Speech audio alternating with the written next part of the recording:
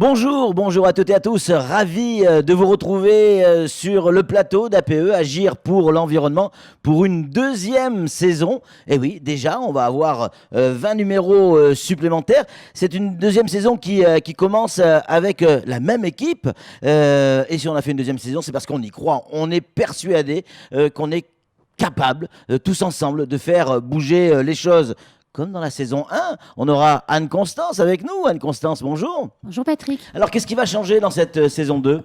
Eh bien écoutez, on va aller dans cette saison 2 plus en profondeur dans les sujets. Première saison, on a découvert les enjeux environnementaux de Mayotte et maintenant on va les décortiquer plus avant avec toujours pour objectif de modifier nos comportements pour mieux protéger l'environnement exceptionnel de Mayotte. Alors pour cette première émission de la saison 2, c'est bien évidemment la nature qui sera au cœur de nos échanges. On va découvrir les zones humides de Mayotte et comment en prendre soin. On aura des invités sur le plateau, on va en parler dans un instant. Mais pourquoi ces espaces sont si importants ? Parce qu'ils sont indispensables à la vie et à la présence de l'homme sur la Terre. L'eau, puisque une zone humide est remplie d'eau, mais elle est aussi remplie de plantes, d'animaux.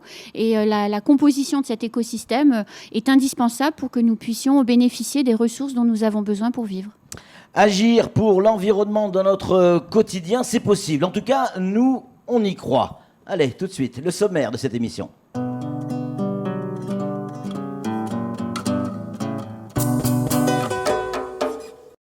Dans ce nouveau numéro d'APE, nous allons découvrir les zones humides de Mayotte, ces grands espaces de nature protégés dans lesquels l'eau est centrale pour mieux comprendre l'importance de ces ressources.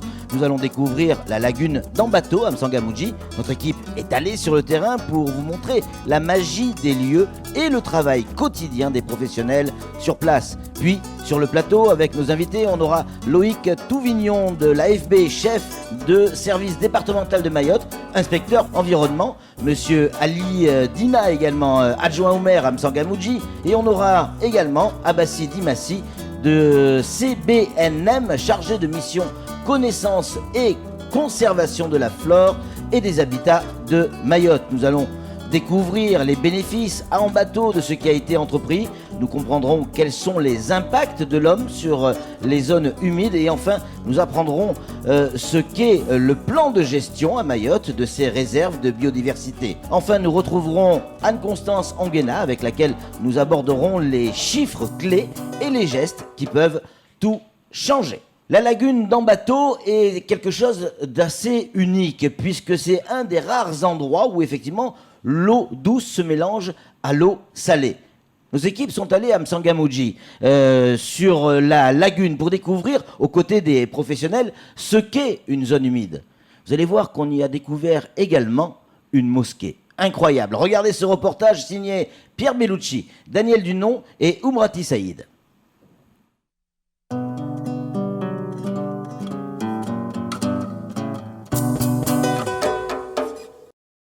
Les zones humides sont les seuls milieux à faire l'objet d'une convention internationale, la convention de Ramsar adoptée en 1971.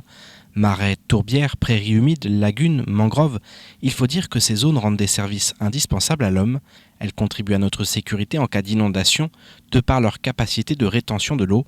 Elles participent également à l'équilibre hydrologique du territoire et se caractérisent par une biodiversité exceptionnelle. À Mayotte, la lagune d'Ambato, située dans le village de M'Tsangamouji, est particulièrement remarquable et protégée par arrêté préfectoral depuis 2005. Donc là, vous voyez tout de suite, on a déjà pas mal d'insectes qui volent, des libellules notamment. Il y a pas mal d'oiseaux aussi qui traînent autour de cette lagune. À une certaine période de l'année, on a des beaux nénuphars aussi qui sont installés là. Vous voyez derrière aussi, donc, on voit la mangrove. C'est le seul endroit à Mayotte où on trouve une mangrove uniquement constituée de palétuvier petites feuilles. Cette mangrove accueille notamment le crabier blanc, espèce en danger critique d'extinction à l'échelle planétaire. La lagune d'Ambato est donc le lieu de vie d'une faune riche et variée, mais également d'une flore exceptionnelle qui se raréfie. Occupation illégale, brûlis, monoculture, plantes arrachées, arbres abattus, les mauvaises pratiques mettent quotidiennement à mal les zones humides. On peut le voir aussi, il y a pratiquement un petit village implanté au cœur de la zone humide de la lagune d'Ambato. Et là, c'est la mosquée de la lagune d'Ambato. Comme on est habitué à Mayotte, on a des mosquées partout, c'est bien, mais celle-ci, le lieu d'implantation non plus n'est pas adapté. En plus, souvent, ils agrandissent la mosquée. On voit qu'il y a du béton qui est écoulé pendant les vacances de juillet-août. Là où nous sommes, on voit ça a été fait récemment. Depuis 2016, la DEAL préside un comité de suivi réunissant la commune, le conseil départemental, des associations ou encore la police de la nature.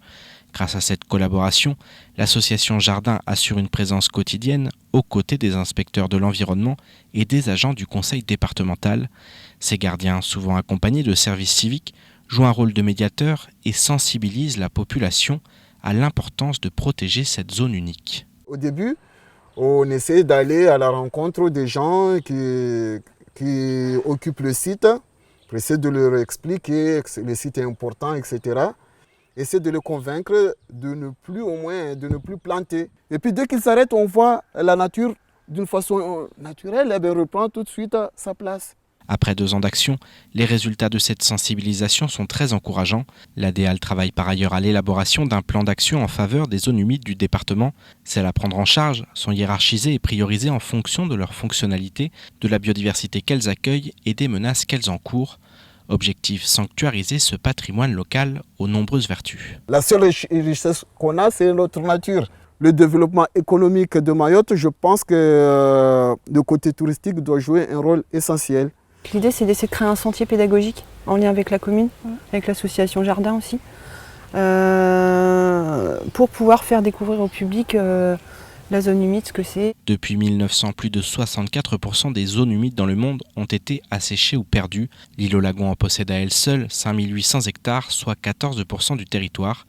Un chiffre très important, même si seuls 1600 hectares de cet écosystème, vital pour la survie de l'humanité, restent épargnés par les dégradations de l'homme.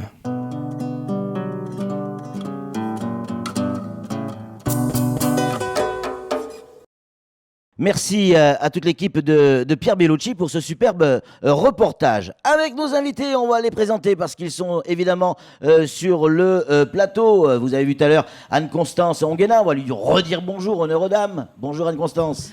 Bonjour. Et on a également Monsieur Ali Dina, qui est adjoint au maire à la ville de M'Tsangamouji. Monsieur Ali Dina, bonjour. Bonjour. Dans le micro, s'il vous plaît. Bonjour. Et on a Monsieur Touvignon qui est avec nous. Monsieur Touvignon, bonjour. Bonjour. Et enfin, Monsieur Dimassi. Bonjour. Bonjour à vous. Messieurs, on va commencer avec vous, Monsieur le maire de M'Tsangamouji. Quels sont les résultats déjà visibles pour la lagune ? Les résultats, c'est Oui. il y a moins d'impact sur les aménagements qui étaient en cours, moins de construction, moins de culture de songe, moins aussi de défrichage au niveau des paléotiviers. Donc la sensibilisation est en cours et petit à petit la population prend conscience que c'est une zone, c'est une richesse pour la commune qu'il faut protéger. Oui. Alors ça, c'est les résultats qu'on peut voir aujourd'hui. Dans un instant, on va évoquer ce qu'on peut espérer à moyen et à long terme. Mais tout de même, Monsieur le maire, on a vu une mosquée construite au cœur de la lagune. Oui, mais la mosquée, elle était là depuis bien longtemps. Avant même la lagune, peut-être. Elle était avant qu'on décide que c'est une zone protégée où il y a moins de... Mais avec l'implication de l'État et de la commune et du département, nous avons réussi à empêcher qu'il y en ait peut-être d'autres mosquées qui se construisent ou d'autres bangas ou cases qui se font, puisque avant il n'y avait pas cette sensibilisation pour empêcher les gens justement de construire dans cette zone. Alors, demain, après-demain, dans un mois, dans un an, dans 10 ans, qu'est-ce que vous espérez gagner sur la lagune, et en tout cas sur les comportements que l'on peut voir? Alors, nous pensons déjà préserver le site tel quel ou peut-être améliorer avec les professionnels. Ils pourront nous dire ce qu'il faut faire pour valoriser encore plus le site.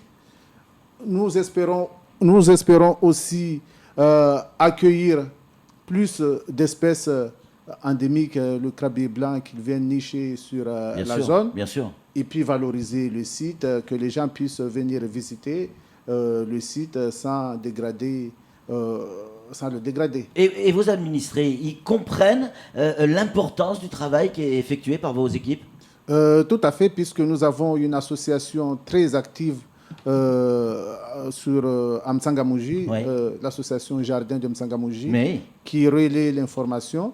Et là où je vous dis, c'était en fin de semaine dernière, nous avons eu une réunion à la DEAL où il était question de faire des panneaux d'indication pour sensibiliser, pour indiquer, puisque jusqu'à la date d'aujourd'hui, c'est un terrain qui est vague, non balisé, il n'y a pas de panneaux d'indication.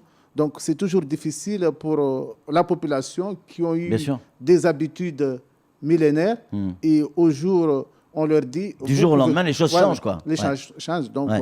il faut qu'il y ait un travail de terrain qui se fait. Ouais. Et ce travail se fait par la municipalité, mais aussi par l'association. Et la DEAL, je crois, qui est aussi Oui, dans la DEAL est dans la danse. aussi, et le Abassi, département. Abassi Dimassi, en synthèse du reportage que l'on vient de voir, est-ce qu'on peut résumer en quelques mots ce qu'est une zone humide? Alors, comme a été dit lors de la Oui. présentation, Oui. une zone humide se caractérise principalement par la présence d'eau. Donc, que ce soit une présence, on va dire, pérenne ou temporaire. Une zone humide se caractérise par l'eau. Et donc, cette présence d'eau fait que du coup, on a une faune et une flore particulières qui se développent et qui habitent sur ces zones. Donc, voilà, on va dire simplement une zone humide, c'est une zone où on a une présence d'eau. Oui, ça paraît évident, mais derrière, c'est un peu plus compliqué que ça, parce que dans cette zone humide, eh bien, c'est là qu'il y a la vie.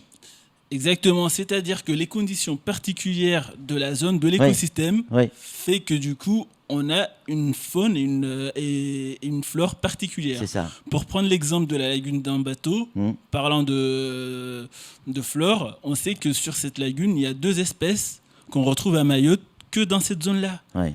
Ces 2 espèces, il s'agit de 2 herbes, on va dire. Je ne vais pas citer de noms scientifiques qui ne parleront à personne. Ouais. Mais en gros, c'est 2 espèces qu'on retrouve à Mayotte uniquement dans la lagune d'Ambato. Et donc ces espèces-là, on les retrouve nulle part ailleurs en milieu naturel sur Mayotte. Ah bah si, il y a beaucoup de zones humides à Mayotte. Alors, il faut savoir qu'actuellement, on évalue à 4% du territoire qui est constitué de zones humides. Et à peu près 14%, on va dire, de zones de potentialité. Donc en gros, des zones humides plus ou moins dégradées. Voilà. Ouais. Loïc Touvignon, on rappelle, vous êtes chef de service départemental de Mayotte, inspecteur environnement. Quelles sont les principales pressions sur les zones humides? Est-ce qu'elles sont d'abord humaines? Donc les principales pressions qu'on trouve sur les zones humides sont effectivement anthropiques, donc humaines. Ouais. On retrouve donc l'urbanisation, l'agriculture, les dépôts sauvages aussi de déchets. Ouais. Donc en gros, ça concerne donc tout ce qui va concerner donc le remblaiement, le drainage, les constructions, les plantations de monoculture. Toutes ces activités portent atteinte aux fonctions donc hydrologiques et hydroécologiques donc de la zone humide et donc en fait altèrent donc et fragmentent donc les habitats de la zone humide. Comment le développement social et économique met-il en danger la zone humide? Et déjà, est-ce que véritablement il le met en danger? Développer économiquement notre île, on en a besoin. Je ne suis pas sûr qu'il faille opposer donc on va dire les 2 thématiques. Bon, il faut les zones humides, donc les conditions donc d'écoulement et d'infiltration des eaux, les types de sols qu'on va retrouver en règle générale dans les fonds de vallée, dans les estuaires, sont favorables aux zones humides. Et le développement rapide de la population mahoraise, des infrastructures urbaines et économiques sont aussi naturellement orientés vers l'aménagement des terrains plats. Donc de fait, effectivement, il peut y avoir effectivement on peut mettre une concurrence, on va dire. Après, la législation en vigueur impose donc que toute installation, ouvrage, activité ayant un impact donc sur les zones humides impose donc au maître d'ouvrage de constituer donc un dossier loi sur l'eau qui soumet donc le projet à déclaration ou autorisation dans le respect de la séquence éviter, réduire, compenser. Cela implique que le maître d'ouvrage doit prévoir un aménagement ou une activité avec le moindre impact sur le milieu naturel. Et dans l'éventualité où le projet aura un impact irrémédiable, le maître d'ouvrage doit compenser. Par exemple, pour 1 hectare de zone humide remblayée, on devrait prévoir normalement 3 hectares de zone humide réhabilitée. Ouais. Et ce sont c'est ce qui est indiqué dans le schéma directeur d'aménagement de gestion des eaux donc de Mayotte, qui est le document en fait du suivi de la politique de l'eau, logiquement à l'échelle du département. On va en parler dans un instant de la gestion. Le non-respect donc de ces réglementations et donc de cette législation se caractérise donc par un défaut de déclaration qui constitue une infraction contraventionnelle, infraction de 5e classe avec une peine d'amende maximale de 1 500 €. Ah oui. Et donc un défaut d'autorisation qui constitue une infraction délictuelle avec une peine de prison d'1 an maximale et de 75 000 € d'amende. Loïc, lorsqu'une zone humide disparaît, quelles sont les conséquences pour nous, habitants de Mayotte ? Alors, lorsqu'on porte atteinte aux fonctionnalités d'une zone humide par le remblaiement ou l'assèchement, on porte atteinte à l'hydrologie du bassin versant. Ouais. C'est-à-dire ça veut dire quoi ? Parce que c'est compliqué, là. C'est-à-dire que, on va dire que l'atteinte se matérialise par la diminution des soutiens des débits d'étiage qui vont donc impacter donc la ressource en eau en règle générale, que ce soit les nappes ou les débits de cours d'eau donc, ou les nappes phréatiques, la diminution des pouvoirs de rétention du bassin versant, de la rétention donc d'eau du bassin versant, pouvant retarder donc l'onde de crue du cours d'eau, induisant donc des atteintes sur la sécurité des biens et des personnes. Ouais. L'accélération de l'érosion des berges et l'incision des lits de la rivière, induisant donc aussi des atteintes sur la sécurité des biens et des personnes. La diminution du pouvoir de rétention des sédiments qui implique une augmentation des apports de fines dans le lagon et le cours d'eau, en l'occurrence au passage, et la diminution donc du pouvoir de rétention des intrants agricoles, ce qui augmente le lessivage des intrants vers le cours d'eau et le lagon. Ah bah si, Dimassi, on rappelle, vous êtes chargé de mission au CBNM. C'est quoi un plan de gestion des zones humides ? Ça veut dire quoi ? Et ça consiste en quoi précisément ? Alors tout d'abord, avant de dire ce que c'est qu'un plan de gestion de zones humides, on va parler tout simplement de ce que c'est qu'un plan de gestion d'espace naturel. Oui. Donc qu'est-ce que c'est qu'un plan de gestion d'espace naturel ? C'est un document qui regroupe l'ensemble d'informations d'une zone naturelle particulière. Donc aussi bien les informations disponibles sur la faune et la flore. Et donc c'est un document aussi qui définit les objectifs à atteindre en termes de gestion. Donc à l'état actuel, on a une zone naturelle avec ça. Ouais. Qu'est-ce qu'on se donne comme objectif ? Quels sont les enjeux et quels sont les objectifs qu'on se fixe pour le moyen et long terme ? Qu'est-ce qu'on veut arriver pour notre zone ? Donc c'est ça. Et donc dans le cas d'un plan de gestion d'une zone humide ou des zones humides de Mayotte, là c'est faire l'état des lieux des zones humides actuellement à Mayotte pour réfléchir à quelle gestion, à quels moyens on veut mettre en place pour arriver à quel résultat. Donc voilà. Pour ce qui est de la lagune d'Ambato, le plan de gestion, c'est le document qui définit les actions à mettre en place sur site. Donc à Ambato, monsieur le maire, on met en place cette pratique, elle existe ? Oui, elle existe. Ouais. Et dans quelles conditions elle est mise en place ? Elle est mise en place en collaboration avec tous les partenaires, l'ADA, le département, mais aussi la mairie et l'association, pour pouvoir arriver au résultat. Ouais. Il y a d'autres exemples de mise en place de ce plan de gestion ? Alors, pour le cas de Mayotte, on a une réserve naturelle nationale. On a un plan de gestion de la réserve de Mbouzi, par exemple. En gros, pour tous les milieux naturels avec une gestion, il y a ce qu'on appelle un plan de gestion, qui peut être simplifié, mais en tout cas, il y a un document qui fixe les objectifs à atteindre. Ouais. Loïc, est-ce que l'homme, au-delà de l'aspect théorique, mais est-ce que l'homme met vraiment en danger notre lagune ou nos lagunes ? Est-ce qu'il y a vraiment danger, ou on essaie juste de préserver ? Clairement. Disons que sur ces dernières décennies, le développement de Mayotte, on va dire, porte atteinte quand même aux zones humides. Oui. On a quand même une érosion. Enfin, au final, on a quand même des cœurs de zones humides qui sont en diminution. On a des espaces de potentialité dont on parlait tout à l'heure, qui sont la plus grande partie, 14% du territoire, qui sont en fait des zones humides qui ont été impactées. Et quelque part, au final, on aura une érosion de la biodiversité. Alors, il y a la notion d'érosion de biodiversité parce qu'on a effectivement une atteinte au milieu naturel. Après, il ne faut pas non plus oublier donc, les services qui sont rendus par les zones humides donc, à l'homme, les services écosystémiques, qui vont quelque part permettre d'avoir l'alimentation en eau potable conséquente, vont permettre de la sécurité des biens et des personnes par rapport au risque inondation. Bon, après, c'est un tout. C'est l'homme qui défait, mais c'est aussi l'homme qui peut reconstruire, empêcher les problèmes que l'on connaît sur les lagunes.